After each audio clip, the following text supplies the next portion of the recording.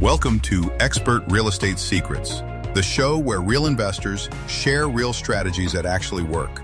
No fluff, just actionable tips to help you close more deals, make more money, and build lasting wealth. Let's get started. Hey everyone, welcome back to Expert Real Estate Secrets. I'm Mia, and as always, I'm here with Don DeRosa, our very own real estate expert. Today, we're diving into a topic that's honestly close to my heart: how to talk to sellers in pre-foreclosure without sounding like, well, a shark. Don, nobody wants to come across as a vulture circling someone's financial problems, right? Absolutely, Mia. I mean, if you're in real estate investing, you're going to talk to people in pre-foreclosure at some point.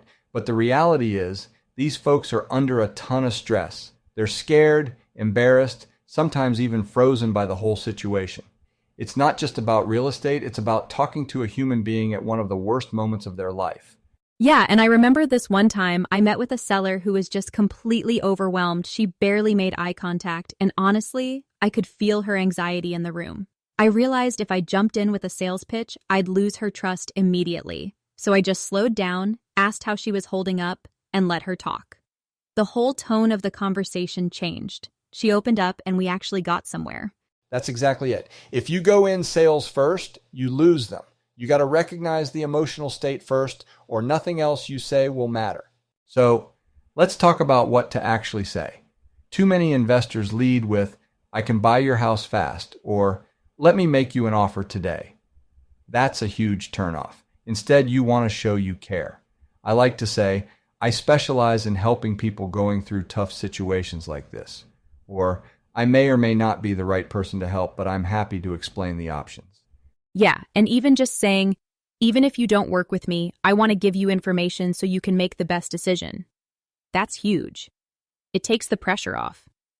And when you explain all the possible options, not just the one that benefits you, you empower the seller. Like, walk them through reinstatement, loan modification, maybe selling to a traditional buyer if there's time, or even creative solutions like subject to or cash offers. Exactly. I had a case where I laid out every option, even ones that didn't involve me at all. The seller actually thanked me for being honest, and in the end, we found a win-win deal. Sometimes just being the guide instead of the buyer makes all the difference. And that brings us to transparency. I think a lot of sellers are skeptical, and for good reason. So Don, how do you handle that? I'm upfront. I'll say, yes, I'm an investor, and of course I'm in business to make money. But I've learned that when I help people solve a real problem, the money part usually takes care of itself.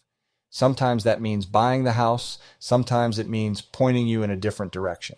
That kind of honesty disarms people. They can sense when you're authentic versus just pitching.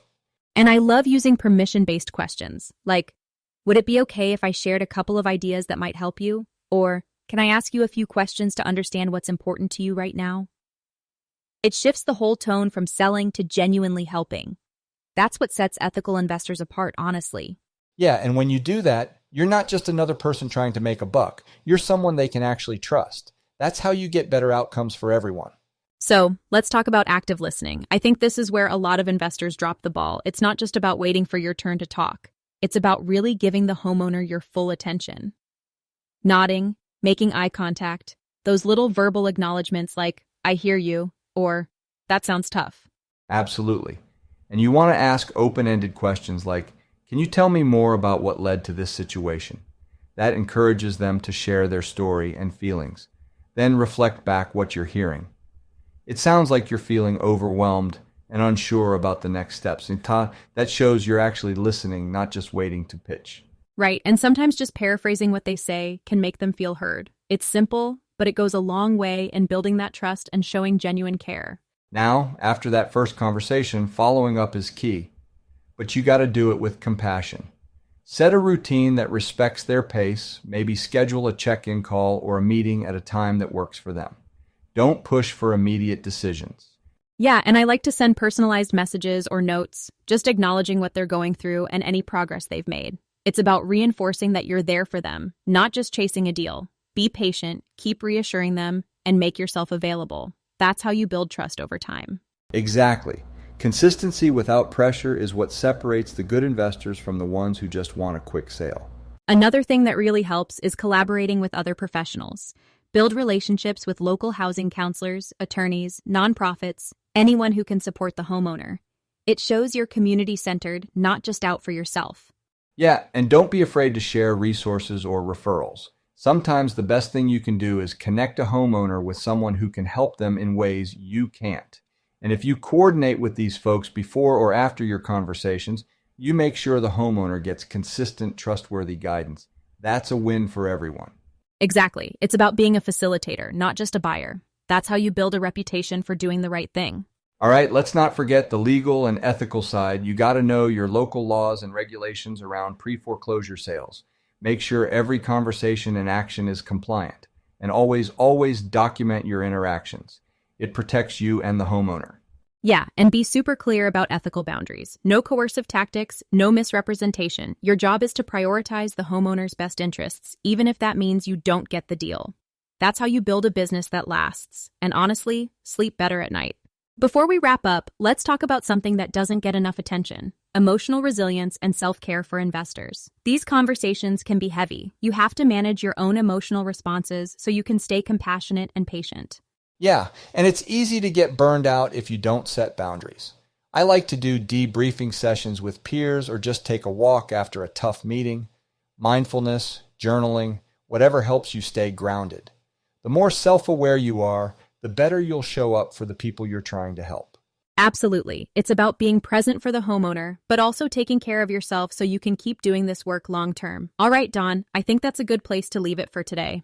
Yeah, this was a great conversation. If you're listening and want more tips, check out our previous episodes, especially the ones on negotiation and building trust. We'll be back soon with more real-world strategies. And remember, if you are interested in real-world real estate education, check us out, expertrealestatecoaching.com. Mia, as always, it's been a pleasure. Thanks, Don, and thanks to everyone for tuning in. Take care of yourselves and your clients, and we'll see you next time on Expert Real Estate Secrets. Bye. That's it for today on Expert Real Estate Secrets. If you're ready for hands-on coaching and real results, go to www.expertrealestatecoaching.com right now.